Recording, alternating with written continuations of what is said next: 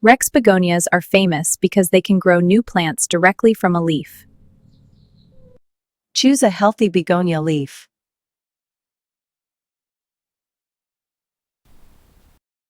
Turn the leaf over and gently cut across the main veins. Lay the leaf on moist soil. Use small stones, pins, or clips to hold the leaf against the soil.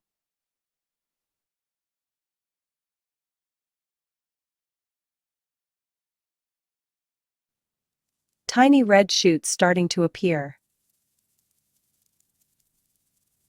New plants will grow from the cut veins.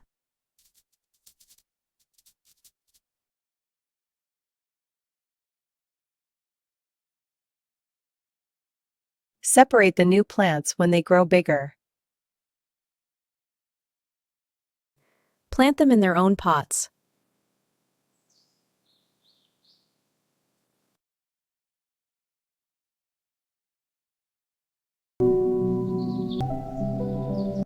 Place the plant in bright indirect light. Water when the topsoil is dry. Keep the soil moist but not wet.